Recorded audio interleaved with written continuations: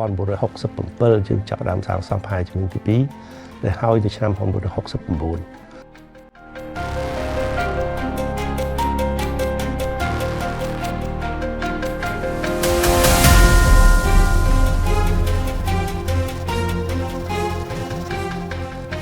នៅក្នុងផែនការមេអភិវឌ្ឍខេត្តប្រជាតំបន់សេដ្ឋកិច្ចពិសេសកំពូលកំណងនេះបាន design ខេត្តយើងមួយផ្នែកគឺការអភិវឌ្ឍសេដ្ឋកិច្ចតាមរយៈកំពង់ផែនិងភស្តុភារកម្ម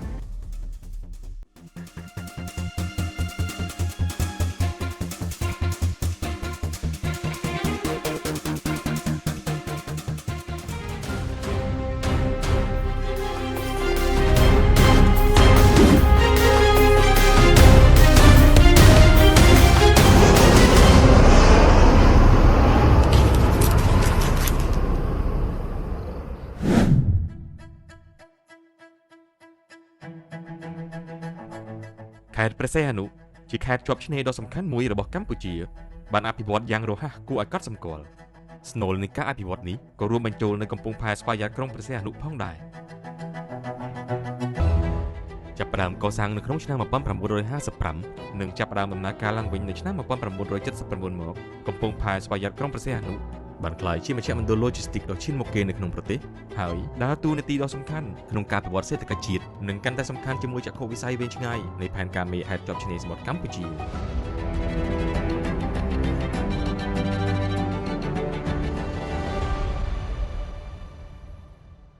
ផែក្រុងព្រះសីហនុយើងនេះចាប់ផ្ដើមសាងសង់នៅឆ្នាំ1955ហើយចប់នៅឆ្នាំ1961ជំហានទី1បាទនៅសម័យសង្គមរាស្ត្រនិយមក្រោយពីប្រទេសជាតិយើងបានឯករាជ្យក៏នោះក៏ព្រះរាជកិច្ចដឹកនាំដ៏ពងពោះរបស់សម្ដេចព្រះរតនកោដ្ឋនរោត្តមសីហនុបានសម្រេចចិត្តធ្វើពងផែសមុទ្រទឹកជ្រៅដោយខ្លួនយើង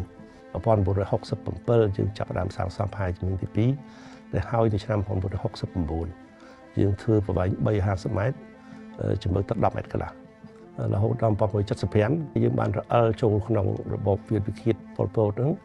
រហូតដល់ឆ្នាំ1979បានប្រទេសជាតិយើងត្រូវបានរំដោះត្រឡប់មកវិញ7មករាហ្នឹងហើយមានបុគ្គលិកមិនដល់10នាក់ត្រឡប់មកពងផែហ្នឹងវិញឆ្នាំ1993យើងបានបោះឆ្នោតរួចទៅគឺថាការបញ្ចប់ដោយការហុំព័ទ្ធសេដ្ឋកិច្ចទៅបានទំនិញចេញចូលបានកើនឡើងរហូតដល់ឆ្នាំ1998ក្នុងមលុបសន្តិភាពនោះបានមានការអភិវឌ្ឍជាបន្តបន្ទាប់នៅទសវត្សរ៍ចុងក្រោយនេះការវិនិយោគតាមលក្ខណៈយុទ្ធសាស្ត្រនិងសហប្រតិបត្តិការអន្តរជាតិជាពិសេសជាមួយរាជរដ្ឋាភិបាលប្រទេសជប៉ុនបានធ្វើឲ្យការអភិវឌ្ឍហេដ្ឋារចនាសម្ព័ន្ធនិងសមត្ថភាពរបស់កំពង់ផែស្វយ័តត្រូវបានអភិវឌ្ឍកាន់តែប្រសើរឡើងសប្តាហ៍ថ្ងៃនេះកំពង់ផែមានផ្ទៃដីប្រហែល125ហិកតាអាចទទួលយកកប៉ាល់ដែលមានទម្ងន់រហូតដល់ 20000 តោនហើយអាចទទួលទំនិញបានច្រើនប្រភេទចាប់ពីវាយនភ័ណ្ឌឧបករណ៍អេឡិចត្រូនិករហូតដល់ផលិតផលកសិកម្មផងដែរសប្តាហ៍ថ្ងៃគឺខេត្តព្រះសីហនុរបស់យើងមានកំពង់ផែទឹកជ្រៅធំជាងគេកំពង់ផែយើងបានដើរតួនាទីយ៉ាងសំខាន់ជាពិសេសជាច្រកនៃការធ្វើពាណិជ្ជកម្មអន្តរជាតិប្រមាណជា 70% នៃច្រករបស់ប្រទេសកម្ពុជាយើងទាំងអស់ឆ្នាំ2024ជាឆ្នាំមោទនភាពក៏មលុបសន្តិភាពគឺសេដ្ឋកិច្ចជាតិយើងកើនបំបើមឆ្នាំ2024យើងកើនធៀប2023យើងកើន29.38%ជិត 30% ហើយចំនួនកុងតឺន័រឆ្លងកាត់យើងបានជាង1លានកុងតឺន័រច្រកទ្វារកំពង់ផែជាច្រកសេដ្ឋកិច្ចដែលសំខាន់ណាស់ដូច្នេះបានយើងធ្វើផែទឹកជ្រៅជាបន្តបន្ទាប់កំពង់ផែមានទិសដៅមួយសំខាន់គឺត្រូវធ្វើម៉េចដើម្បីឲ្យថៃដឹកជញ្ជូនតាមសមុទ្រនោះថោកប្រហែលជាមួយប្រទេសជិតខាងយើងឥឡូវនេះគឺថាយើងមាននិន្នាការទៅមុខល្អប្រសើរហើយ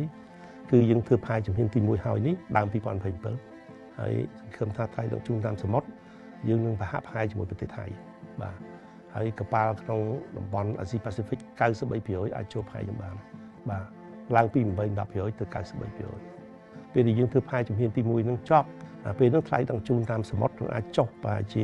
$200ក្នុងមួយកុងតឺន័រដូច្នេះធ្វើឲ្យថ្លៃ logistics របស់យើងនឹងមានការធ្លាក់ចុះថែមទៀតឲ្យយើងអាចប្រកួតប្រជែងជាមួយនឹងប្រទេសជុំវិញយើងហើយ2029បាននៅ2ឆ្នាំក្រោយមកយើងនឹងហើយផែជំហានទី2គឺនាវាក្នុងតំបន់ Indo-Pacific អាចចូលផែយើងបានន័យថាតាំងពីអាមេរិកអាស៊ីយើងរហូតដល់មកជាសមុទ្រឥណ្ឌាហ្នឹងអាចចូលផែយើងបានទាំងអស់អត់បាច់ឆ្លងកាត់ប្រទេសណាទេហ ហើយដល់2030ផែយើងនឹងអនុញ្ញាតឲ្យនាវាទូទាំងពិភពលោកអាចចេញចូលផែយើងបានក្នុងនាមជាខេត្តម្ចាស់ផ្ទះនៃកំពង់ផែទឹកជ្រៅតែមួយគត់របស់ព្រះរាជាណាចក្រកម្ពុជា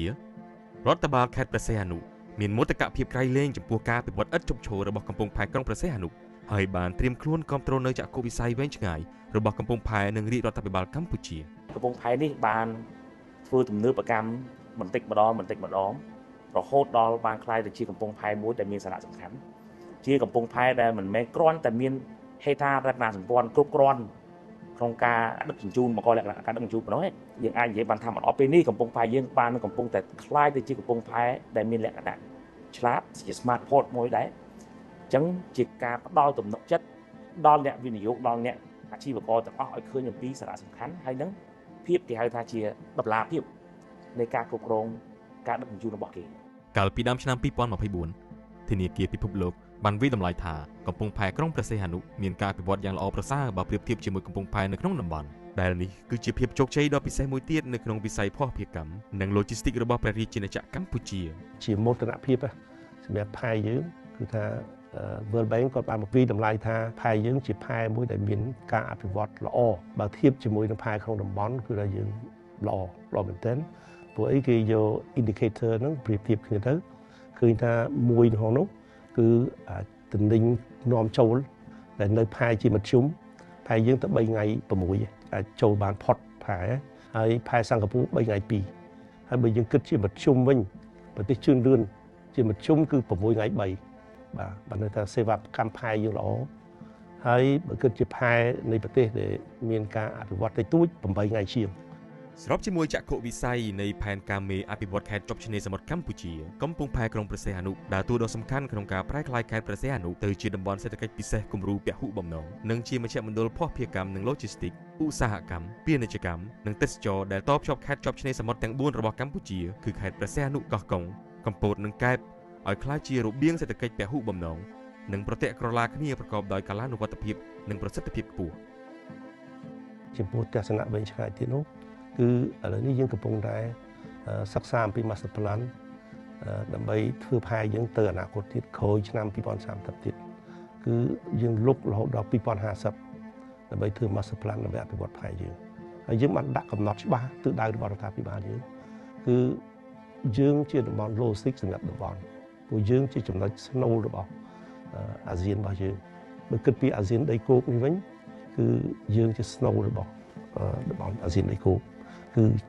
ដែលជប៉ុនគាត់ព្រួយផ្ដើមគំនិតថាបង្កើតជាអនុតំបន់ទន្លេមេគង្គហ្នឹងគឺដើរតួនាទីសំខាន់ណាស់បាទនៅក្នុងផែនការមេអភិវឌ្ឍខេត្តប្រជាតំបន់សេដ្ឋកិច្ចពិសេសគំរូពហុបំណងនេះបាន design ខេត្តយើងមួយផ្នែកគឺការអភិវឌ្ឍសេដ្ឋកិច្ចតាមរយៈកំពង់ផែនិងភស្តុភារកម្មតែនៅក្នុងផែនការមេក៏បានតម្រង់ទិសគឺតំបន់នៅក្បែរកំពង់ផែបូកជាមួយនឹងមួយផ្នែកធំនៃស្រុកស្ទឹងហាវគឺជាតំបន់ភស្តុភារកម្មយើងមានមហិច្ឆតាថាជា logistic hub របស់តំបន់មួយដែរអញ្ចឹងនៅពេលដែលយើងធ្វើគោលនយោបាយសម្រាប់សម្រួលលើការងារភស្តុភារកម្មវាចូលរួមចំណែកជួយមួយទៀតទៅលើវិស័យឧស្សាហកម្មហើយនឹងគម្រោងផ្សេងៗទៀតវិស័យផ្សេងៗទៀតដែលអាចទទួលបានផលប្រយោជន៍តាមរយៈការកំណត់ក៏រួមទាំងគោលនយោបាយសម្រាប់ភស្តុភារកម្មនៅខេត្តជាវិញកំពង់ផែស្វយ័តក្រុងព្រះសីហនុមិនមែនគ្រាន់តែជាកំពង់ផែសមុទ្រធម្មតាមួយនោះទេវាជាបេះដូងនៃប្រព័ន្ធ Logistics របស់កម្ពុជានិងជាច្រកទ្វាររបស់កម្ពុជាទៅកាន់ទីផ្សារពិភពលោកជាមួយផែនការមេខេត្តជាប់ឆ្នេរសមុទ្រកម្ពុជាកំពង់ផែព្រះសីហនុនឹងដើរតួនាទីកាន់តែសំខាន់ក្នុងការកាត់បន្ថយថ្លៃដឹកជញ្ជូនធានាការនាំចេញនាំចូលទាន់ពេលវេលានិងបង្កើនកាលានុវត្តភាពនៃការនាំចេញផលិតផលកម្ពុជាទៅកាន់ប្រទេសជាដៃគូពាណិជ្ជកម្មនៅទីផ្សារពិភពលោក